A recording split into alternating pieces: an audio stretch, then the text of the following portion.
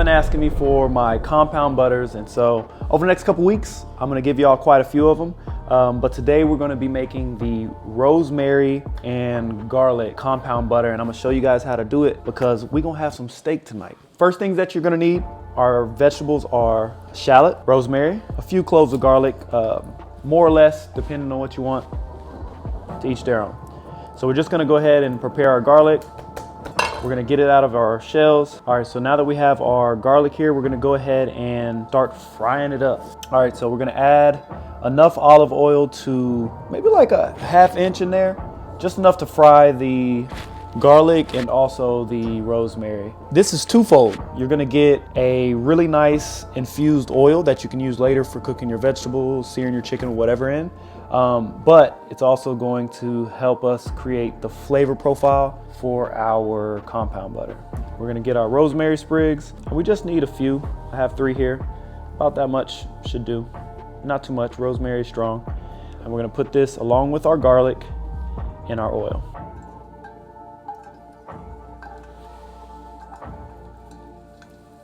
Smells amazing. We're just gonna let that cook down. Our rosemary is gonna get nice and crispy, and our garlic is gonna get very soft. And so that's what we're here for. We want the soft garlic. It's gonna caramelize, kind of bring out some of those sweeter notes, and our rosemary is gonna really bloom. And so we're gonna pack all that flavor into our butter. All right, so next we wanna take our shallot, and we're gonna give this a very fine mince. And this is gonna go inside of our butter as well.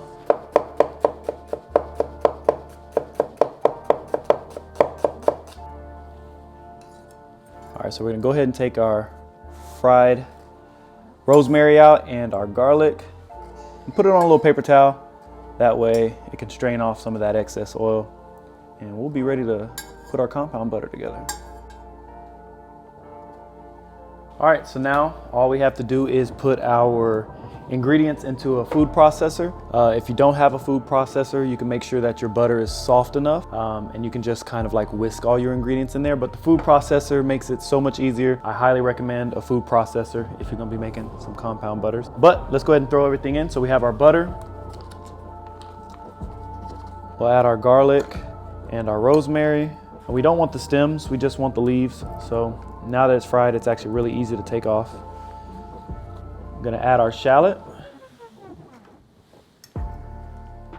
All right, and the next thing we have to do, we're gonna season it. So salt and pepper, nothing too crazy. I actually have some smoked flaky salt to add a little smoky flavor to it. So regular salt will do, but that's what I'm gonna add today. And our flaky salt. It's best to use unsalted butter. That way you can add as much salt as you want, so it's not overpowering, but we'll add our flaky salt there. All right, so now all we gotta do is give it a blend, and we'll have our compound butter.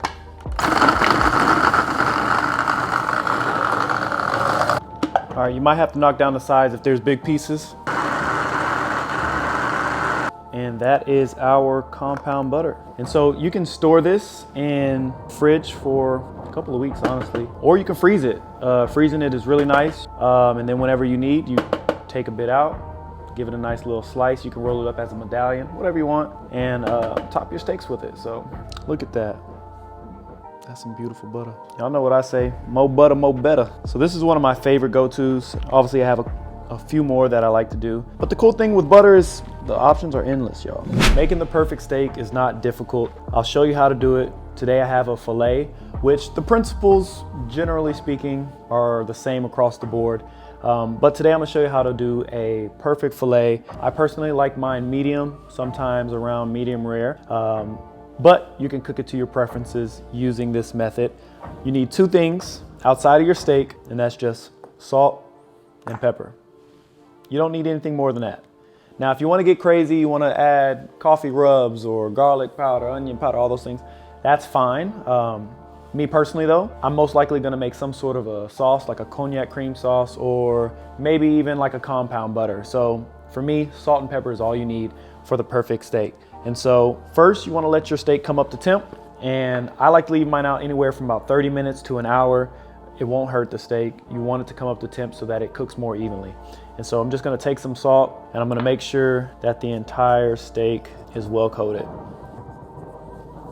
This is a fine sea salt. And honestly, I feel like you can't over salt it because you're gonna lose some of it when you cook anyways, but you just wanna make sure that it's really well covered and well salted. So I like to use a cast iron pan. Feel free to use whatever pan you have on hand. Go with a high smoke point neutral oil. I have avocado oil, and we're just gonna put enough to create a thin layer on the bottom of the pan. Make sure your pan is hot. We don't want it lukewarm, we need it hot. We're gonna get a really nice sear on this steak, and we just wanna go ahead and place it down. Give it a light tap, make sure that everything is touching the surface, and we're gonna let that sit there for about 2 minutes, and then we'll flip it, and yeah, we're cooking the steak. Got a little sear. Let's go ahead and flip it over, and we'll sear the other side. And then we're gonna go into like a 30-second flip. So right now, every 30 seconds or so, we're giving it a flip, and we're just building that crust on there. So another thing I like to do, especially for fillets, is get those sides. I want that sear to be all the way around.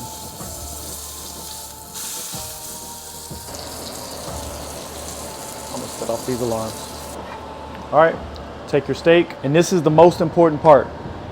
You have to let your steak rest. Now, don't get me wrong, I love a hot steak too. I let mine rest for about 10-15 minutes. So we're gonna set that aside, let it rest, and then I'll show you what you do next to get a really nice hot steak. All right, so it's been about 15 minutes, our steak is rested. The reason we do this is because it allows the juices and everything inside to redistribute throughout the steak, which gives you a much juicier, much more tender and more flavorful steak overall. But like I said, I like a hot steak. And so what I like to do is I set my broiler on high, and then we toss this in there just for like maybe a minute to get it really hot, get the outside bubbling, nice little sear going. And that doesn't affect our overall cook inside. And so we're gonna have a really beautiful red center. Let's throw it in our oven. So our steak is out of the broiler. We're ready to enjoy.